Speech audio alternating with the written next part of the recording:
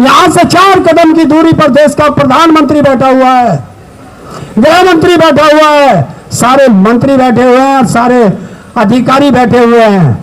और एक भारत का एक गांधी जिसने शिक्षा की अलग जगाई, लद्दाख में जाकर के देखिए, जिनके नाम पर इस देश की फिल्म बनी और उस फिल्म में भी एक इंजीनियर का रोल निभाया आमिर खान जी ने।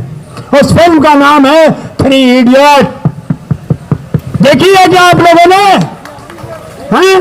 अगर उसमें आमिर खान जो बने थे वो यही गांधी आज हमारे बीच में लेटे हुए हैं। ये हमारे लिए लड़ रहे हैं, ये अपने लिए कुछ नहीं मांगते, अपने लिए सिर्फ एक चीज मांगते हैं कि मेरे देश की तरक्की हो, मेरे बच्चे शिक्षित हो, अच्छी जगह कामयाब हो, ये मांगते हैं। ये क्या ये बुरा करते हैं? आप लोगों के लिए शिक्षा मांगते हैं, आप लोगों के लिए रोजगार मांगते हैं। और अगर देश आज भी खड़ा नहीं हुआ तो वो महात्मा गांधी तो आएंगे नहीं, हम अपने एक महात्मा गांधी को खो देंगे। क्या आप होने के लिए तैयार हो? तैयार हो? नहीं तो लिखो, बोलो, समझो, जगाओ इस हिंदुस्तान को। और ऐसे शब्द लिखना कि मर्यादा के अंदर हो। और अगर एक मां पढ़े तो उसके कलेजा दहल जाए, एक भाई पढ़े तो उसे अपनी जवानी याद आ जाए, और एक बहन पढ़े तो भाई का कॉलर पकड़ के कह दे कि चल दिल्ली, चल दिल्ली, गांधी के पास चल दिल्ली। तो करोगे ये तैयारी? करनी पड़ेगी, क्योंकि हम लोग तो जी चुके। भारत माता की वंदे। तो आप लोग जानते होंगे मंच पर मैं बहुत कम आता हूं, क्योंकि जब आग लगती है तो बुझाने वाला कोई नहीं आता मेरे पास। तो मैं भाई से भी कहता हूं कि शब्दों की तो मैं मर्यादा रखूंगा, पर मेरी आग बुझाने मत आना, क्योंकि इंजन थोड़ी देर में गर्म होता है। ये थोड़ा आगे हो जाओ यार। इस मंच की गरिमा का मुझे पता है कि मैं आज यहाँ क्यों आया हूं, क्योंकि जितने भी इस सामने मेरे खड़े हैं और जिन बच्चों ने ये आग लगाई है, उसमें चाहे अभिजीत दीपके जी हो या आप जैसे जितने भी बच्चे हो जो नीट की परीक्षा की तैयारी कर रहे थे और जो आज इस आंदोलन से जुड़े हैं, वो चाहे दिल्ली में खड़े हो चाहे देश के किसी कोने में खड़े हो, इस आंदोलन से सिर्फ वही बच्चे जुड़े हैं जो किसान और मजदूर के बच्चे हैं, जो उद्योगपति के बच्चे थे, जो ब्यूरोक्रेट के बच्चे थे, जो इन राजनेताओं के बच्चे थे। इन्हीं लोगों ने तो वो पेपर आउट कराया था पैसे देकर के अपने बच्चों के लिए, क्योंकि किसान की तो जमीन बिक रही है, घर बिक रहा है, बैंक से कर्जा लेकर के आप लोगों को पढ़ाया जा रहा है।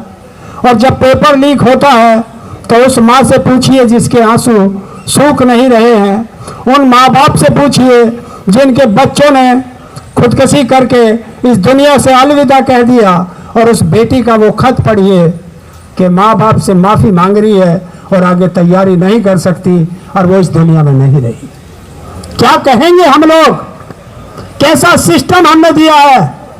क्या आज भगत सिंह जहां खड़े होंगे, जिस जगह पर होंगे, क्या वो उन्होंने इस भारत के लिए अपनी बलि दी थी, अपने प्राणों के न्यौछावर किया था? क्या सुभाष चंद्र बोस इस भारत के लिए लड़े थे? क्या अशफाकुल्लाह इस भारत के लिए लड़े थे? नहीं, वो इस भारत के लिए नहीं लड़े थे। वो उस भारत के लिए लड़े थे कि अगर मेरे देश के किसी एक बच्चे को, एक नौजवान को, एक माता को, एक भाई को, एक बहन को अगर जरा सी भी कोई तकलीफ होगी तो ये सरकार उसकी बात सुनेगी। और आज हमारे यहाँ बहरी और गूंगी सरकार बैठी हुई है। और एक चीज बता देता हूं, मैं यहाँ क्यों आता हूं। मुझे कुछ नहीं चाहिए, मुझे इस देश की मरने के बाद भी इस देश की 2 गज जमीन नहीं चाहिए। क्योंकि नहीं चाहिए, मैंने अपना पूरा शरीर 2007 में एम्स को डोनेट कर रखा है कि वो भी आप बच्चों के पढ़ने के काम आए। और उसमें लिखा है कि डॉक्टर मेरी विनती लेना मान और मेरे शरीर का कोई भी अंग किसी नेता को मत कर देना दान। ये होती है। क्योंकि मैं इसलिए कह रहा हूं कि जिस दिन मरूंगा उस दिन भी आप लोगों के काम आऊंगा। और फिर एक क्रांतिकारी बात आज कह देता हूं, शब्दों का मर्यादा है। इन अंधी बहरी सरकारों के खिलाफ अरे लब खोलेगा कौन? अगर ये ताऊ नहीं बोला तो फिर इस हिंदुस्तान में बोलेगा कौन? ये अभिजीत दीप के अमेरिका में रह रहा था, आराम से पढ़ रहा था, वहीं नौकरी कर लेता। इसको हिंदुस्तान आने की क्या जरूरत थी? क्यों आया? ये इसलिए आया कि मैं तो पढ़ लिख करके वहां सेटल हो जाऊंगा, लेकिन मेरे जो भाई बहन जो इस देश में रहते हैं उनके साथ अन्याय हो रहा है। मैं जा करके उनके लिए लड़ना चाहता हूं।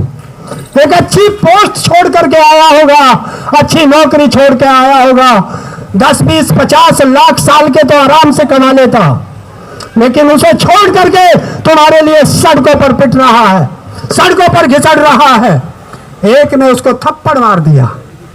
क्या बहादुरी दिखाई है कि एक हमारे लिए, हमारे बच्चों के लिए लड़ रहा है और हम उसको थप्पड़ मार रहे हैं। क्योंकि गांधी जी ने कहा था, और एक चीज और सुन लेना, गांधी जी की बात बाद में बताऊंगा। देखिए, ये आंदोलन कोई नेतृत्व करता नहीं है आपका, एक ही नेतृत्व करता है यहाँ। या तो अभिजीत दीप के लौट रहे बैठे हैं या हमारा गांधी लेट रहा है। आप लोगों को कोई भी भड़काए, कोई भी कुछ कहे, हाथ नहीं उठाना है और गलत उसे शब्द नहीं बोलना है। क्योंकि आप गांधी जी के उस पर चल रहे हो और हमारे सोनम वांगचुक जी ने एक ही कहा है कि हम अहिंसात्मक आंदोलन से लड़ रहे हैं। आपको जानकारी होनी चाहिए, 13 महीने हम किसान आंदोलन लड़े। हमारे बीच भी कुछ असामाजिक तत्व आते थे, हम उनको पकड़ते थे शांतिपूर्वक और पुलिस को दे देते थे। हमने हाथ नहीं उठाया। सरकार ने खूब कोशिश करी, हमको नक्सली, दरिंदे, पाकिस्तानी, भेड़िए, मवाली, क्या क्या शब्दों से नहीं नवाजा। हमारे देश के प्रधानमंत्री ने हमको कहा परजीवी। तो जब देश का प्रधानमंत्री किसानों को परजीवी कह सकता है तो समझ लो उसका मंत्री आप लोगों को क्या क्या कह सकता है। तो सब सहन करिए, ऐसा करिए कि ऐसे ढाल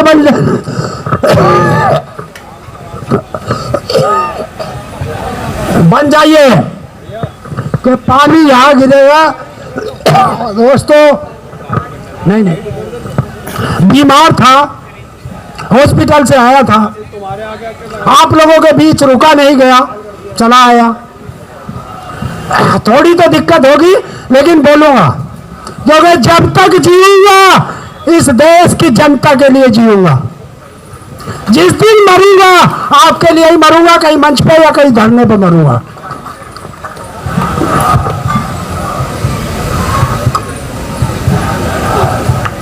तो साथियों, बस यही था मेरा कहना